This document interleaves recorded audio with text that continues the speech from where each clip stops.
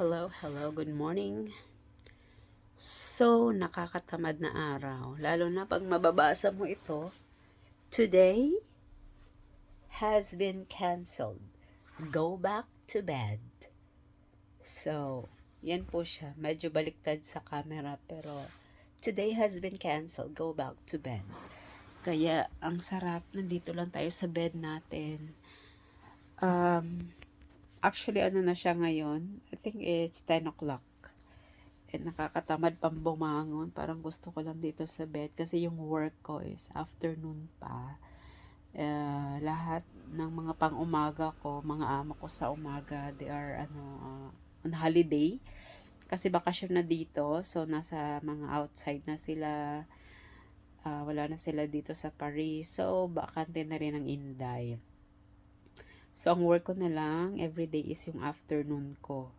Yun na lang pinupuntahan ko. And since mamaya-maya pa naman siya, so mag-relax muna ng Inday. Pero nagluto na ako ng aking pagkain. So mamaya babangon na lang ako and kakain, magbibihis. Diba? Sa ngayon, nakakatamad siya. Ang sarap magpahinga.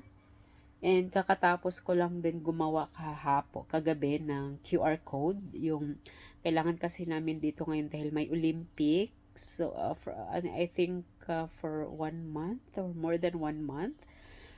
So, kailangan namin gumawa ng QR code or yung pass para maano man kami ng pulis, may maipakita kaming pass na pwede kami dumaan dito kasi may mga work kami.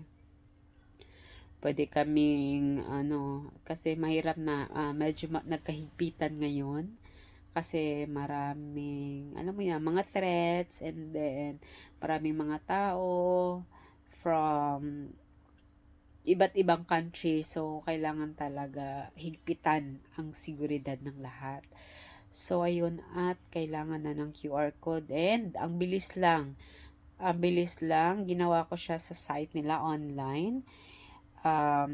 Ilagay lang yung information mo, and then yung address mo, yung passport ID, and then na-approve kaagad siya, and binigyan na kaagad ako ng QR code within 24 hours.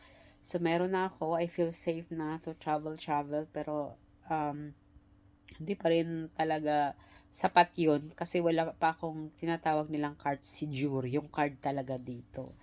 But, we'll see. Sana hindi tayo maano ng mga pulis na nagkahigpitan. Sana walang mga kaguluhan, pero kahit saan naman po tayo, 'di ba? Pagpupunta tayo, kahit saan di mo masasabi yung buhay. May magulo, may mangyayari, may kaganapan, ganun talaga. So, go with the flow. Ano lang tayo sa buhay, ganun lang talaga yung sabayan na lang natin yung flow ng buhay, 'di ba? So, ayun, nakakatamad. Ayun yung outside ko. Okay. Medyo nagkalat-kalat pa kasi tinatamad ang Inday. Ayan siya. So, maliit lang.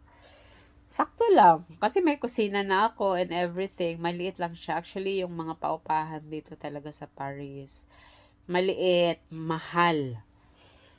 Mahal siya. So, may iba, mas maliit pa sa kwarto ko. Maliit pa sa studio ko. Talagang maaabot mo na lahat. Okay, buksan mo dito ang ref, nandito na yung nandiyan na sa paahan mo ang shower, ganun lang kaliit. At least ako nakakalakad-lakad pa ako, nakaka-exercise pa ako konti. Ayun, so, ay nakakatamad din. Pero maganda ang weather, so ang sarap din maglakad-lakad, ang sarap din kung saan-saan pumunta. Nakakatamad siya. And kakatawag ko lang din sa family. Siyempre, almost everyday tinatawagan ko yung family ko. Lalo na yung nanay ko. Kakwentuhan ko kahit kung ano-ano na lang pinagkukwentuhan namin yung mga noong unang panahon. So, ganun lang talaga. Pag malayo ka sa family mo and hanggat may oras ka, alam mo, tawagan mo, lalo na yung nanay mo. Kasi hindi natin alam hanggang kailan lang sila, malakas pa sila, na ganito, ganyan. And super happy naman siya kasi nag, ano sila, bali get away din sila kasama ng sister ko and yung aking anak. So, masaya naman sila doon sa pinuntahan nila kasi malamig. At least medyo nag-iba yung environment, nag-unwind. So, happy naman siya. So, nag-relax-relax na ngayon ang nanay ko. So far, malakas pa rin siya. Thank God. I'm so happy na malakas siya, nakakalakad, nakakapunta pa siya kung saan-saan. Ganon. So, I'm so happy na, siya, parang malakas pa rin. Thank you, Lord. So, sana tuloy-tuloy. 'Di ba? Kasi gusto ko pang makasama yung nanay ko and sobrang tagal ko na rin po dito. I think a total of, 8 years. Almost 8 years na hindi ako nakauwi ng Pilipinas. So, ganun na siya katagal talaga. Total of 8 years. Pero dito sa Paris, pa na ako, almost 6 years. Pero syempre galing ako sa ibang bansa, dumiretso ako dito. So, 8 years na pala siya. Pero hindi ko siya masyadong namalayan na gano'n na siya katagal. Kasi almost araw-araw ko kasi nakakausap yung nanay ko, family ko, araw-araw.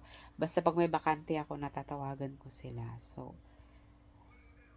which is good, 'di ba? Ayan. So, wala lang. Magchika-chikahan lang, 'di ba? Chikahan lang tayo dito sa mga walang kabuluhan.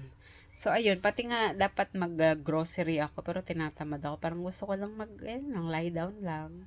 Anyway, marami pa namang time na pwede akong pumunta ng weekend or, di ba, any day. Sa ngayon, parang relax muna tayo at mas maganda yung nare-recharge din yung katawan natin, di ba?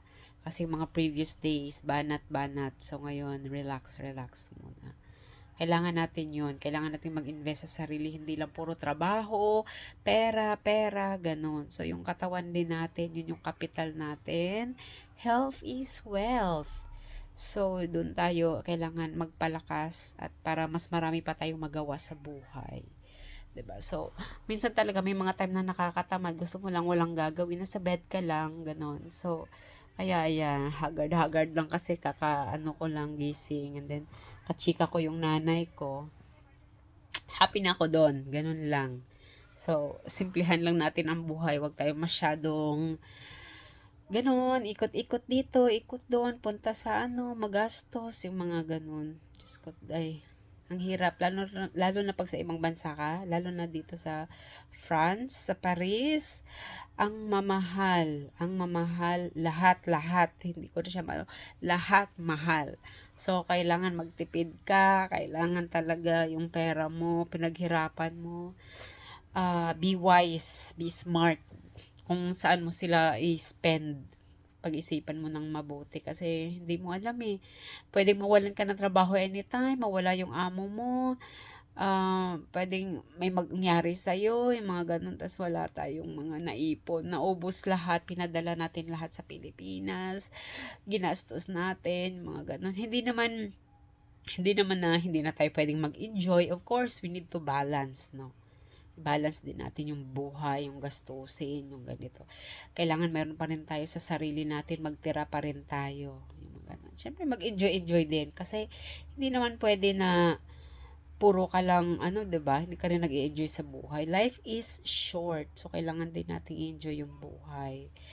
Like, ngayon, ini-enjoy ko naman siya. Kahit mag-isa lang ako dito, happy naman. Kasi minsan, ah, magkikita kami ng mga kaibigan ko, ayan, gagala kami, kain sa labas, ganun. Tapos may time naman na tipid-tipid muna, mga ganun.